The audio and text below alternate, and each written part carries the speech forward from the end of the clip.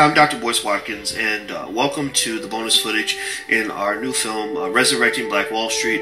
This is not just a film, this is a movement, this is a set of ideas, a gospel that I want you to carry with you every step of the way for the rest of your life, because this is what's going to plant seeds for the next generation and the next and the next and the next. So one of the things I wanted to do was bring to you people that are out here doing it, that are hustling, that are working hard, that are building their own Black Wall Streets, that have really embraced the idea of Black economic independence. And one person that really hit the top of my list is Miss LaNée Javet. She's the founder of ColeSire.com. And before I continue, I want to ask LaNée, how are you doing today? I'm doing great, Dr. Boyce. How are you today? I'm doing really well, and I want to say thank you very much for contributing to this project. I really appreciate that too. Thank you for having me. For sure. Okay, so let's start from the beginning. Let's go back to just Black Wall Street, the story of Black Wall Street. You know, the good and the bad, right?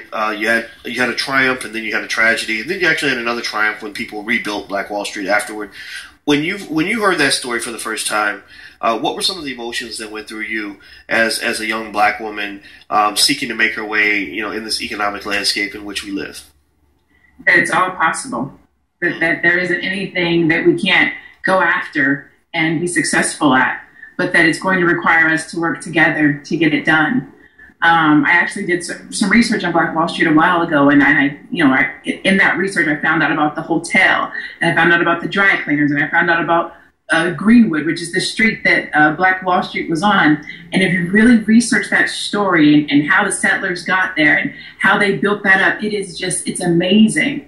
I literally stayed up the very first night I did the research. I was up through the night, 6 hours straight, just going from one piece of information to the next to the next. And what I walked away from that was, it's possible. We can work together. We can build together. We can be successful together. And I think it's such a great piece of our history that we don't use as a big enough platform to step on and move forward today. Well, isn't that so inspirational? I mean, and this is why I think the story needs to be told to every Black child in America.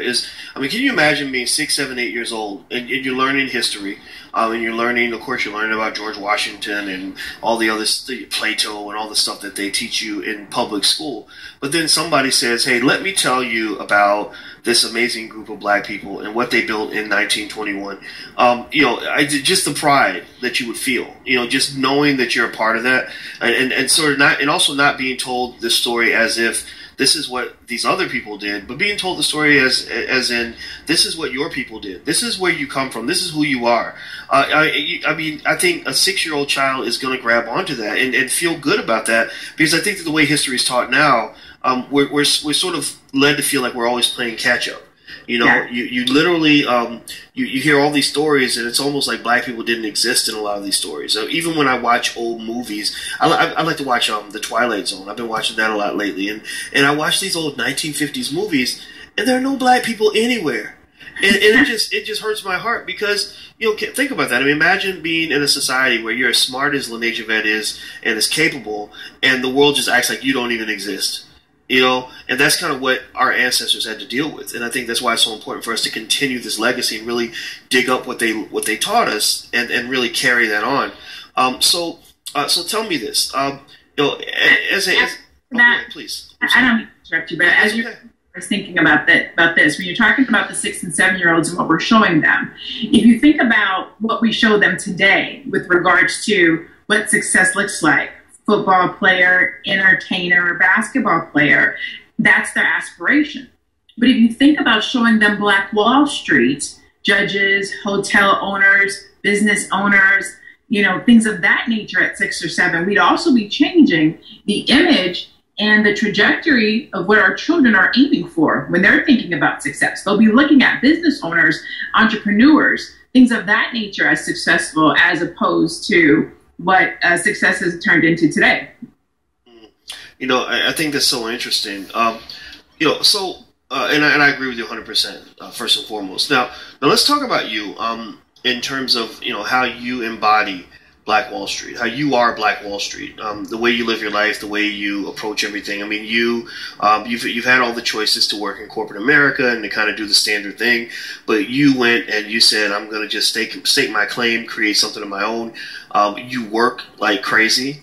And that was something that always impressed me. You're always building, always thinking, what can I create?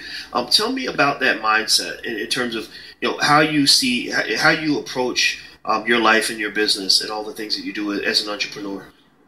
Dr. Boyce, I was thinking about this today, and I wrote this down, and I'm going to try to quote it, but we always talk about the Black community. It's untapped community. It's untapped resource, and that's not true. It is tapped. It's just not being tapped by us. So when you think about that $1.3 trillion, that is true numbers. It's just not coming to us. So our community is a tapped resource that's not being tapped by us. So when I think about that, I think, what is my responsibility, and how do I engage my community to make sure that we actually see a part of that 1.3 or 1.5, whatever the number is now, $1 trillion. And so I created Closire as a way to do that. One, for imagery, we need to change the images that we see. We need to change the information that's being broadcast about us. There's two sides to every argument, to every story, to every community, good and bad. But then also economic empowerment. We need to be creating wealth in our community, talking about wealth in our community, teaching how to have a good business in our community. And no one has been doing that. The other thing is just being able to have a place that we can all go and get on the same page.